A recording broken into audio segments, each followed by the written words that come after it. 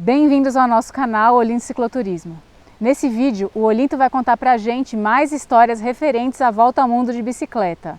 Esse ano é o jubileu de 25 anos que o Olinto terminou a Volta ao Mundo de bicicleta. E para comemorar, a gente preparou a 5ª edição do livro No Guidão da Liberdade, com fotografias coloridas, mapas coloridos, tá bem bonito. E além disso, a gente está fazendo essa série de vídeos contando um pouquinho mais de histórias de cada parte da viagem.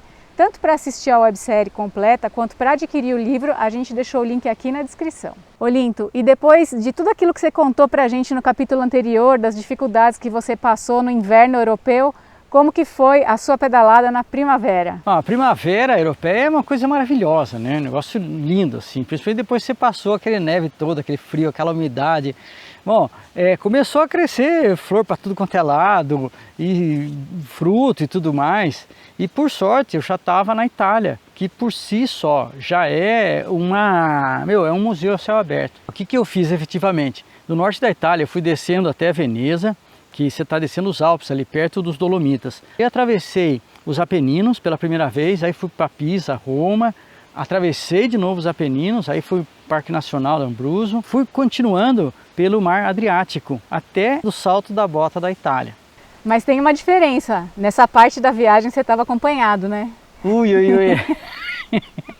É verdade, tem toda uma história lá, aliás, muito bonita a história, porque eram muitas dificuldades e mesmo assim a Adriane foi lá, viajou comigo, ficamos ali mais ou menos uns 3 meses viajando. Depois dessa parte da Itália, a partir de Brindisi, a gente foi para a Grécia, pedalou um pouco pela Grécia, foi para uma ilha e atravessou para a Turquia. Da Turquia fomos até Istambul, onde ela teve que voltar.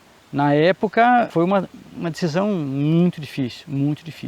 Mas se você acompanhar pelo livro, além de você entender melhor todas as decisões e como que era a situação nessa época, nessa região. Desde que eu tinha começado a viagem de bicicleta pela Europa, não tinha comunidade europeia ainda. Então era um país que tinha fronteiras, tinha moedas diferentes. E eu fui percebendo uma característica interessante. Como eu atravessava de um país para o outro de bicicleta, tudo era muito lentamente. E a mudança de um país para o outro era sempre lenta e gradual. E na verdade, quando você chegava bem perto da fronteira, você tinha um nicho de população ali que tinha uma cultura mesclada de um país e do outro.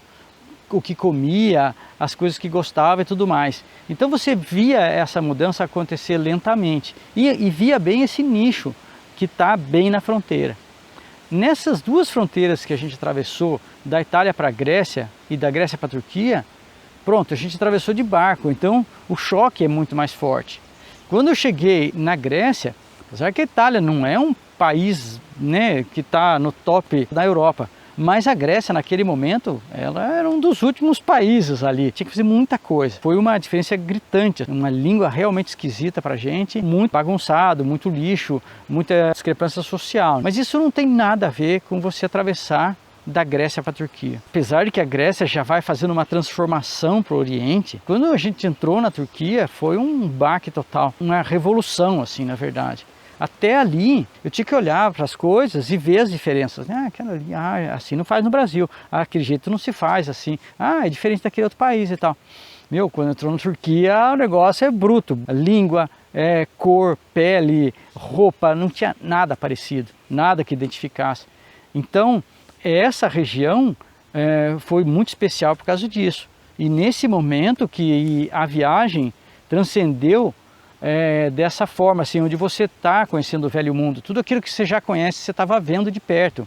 Eu sabia já o tamanho que tinha a Torre Eiffel, eu sabia o tamanho da Torre de Pisa, né? Eu já estava conhecendo tudo aquilo que eu já conhecia.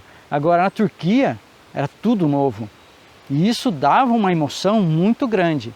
Só que nessa época, sem internet, como que ia ser dali para frente? A minha tentativa naquele momento era ir atravessando Síria, Líbano, porque eu queria ir para Israel também, né? Eu queria ir para vários lugares. Eu estava totalmente aberto ali, né? E assim, eu tinha que ir para cada consulado ver o que precisava para um brasileiro pegar visto. Eventualmente, se eu fosse no primeiro consulado, eles sabiam como um turco pegaria visto para a Síria, mas não como um brasileiro. Aí eu tenho que pegar a informação, uma complexidade absurda assim. quanto que era, quanto tempo demorava.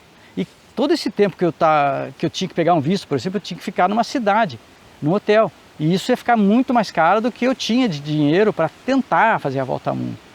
Então você vai acompanhar no livro todas essas conjecturas e todas as possibilidades. Uma época assim bem complexa. E em cima disso tudo você tem que colocar uma insegurança muito grande, por simplesmente não conhecer nada, por não ter noção nenhuma dos riscos, por falar mal e porcamente inglês. A tensão era muito grande, eu não tinha exemplos, eu não tinha para quem perguntar.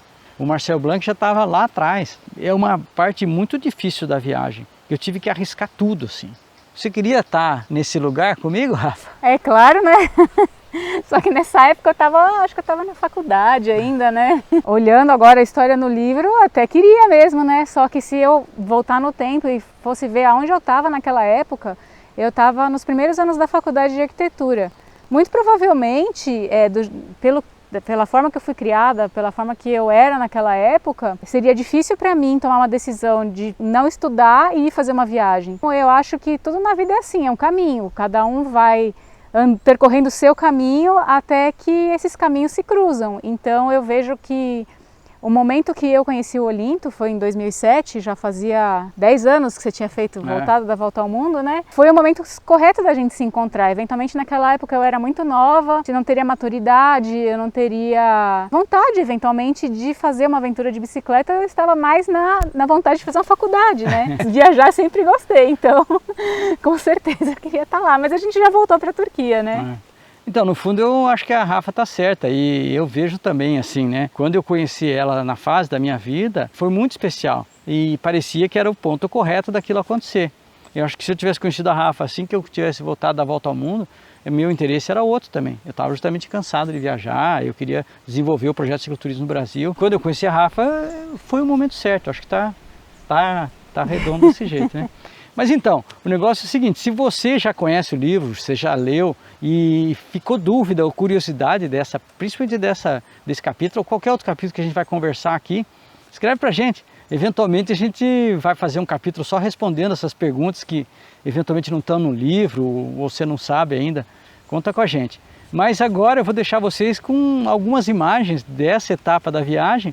Espero que vocês gostem e possa clicar no like lá, divulgar ou se inscrever. Muito obrigado. Obrigada.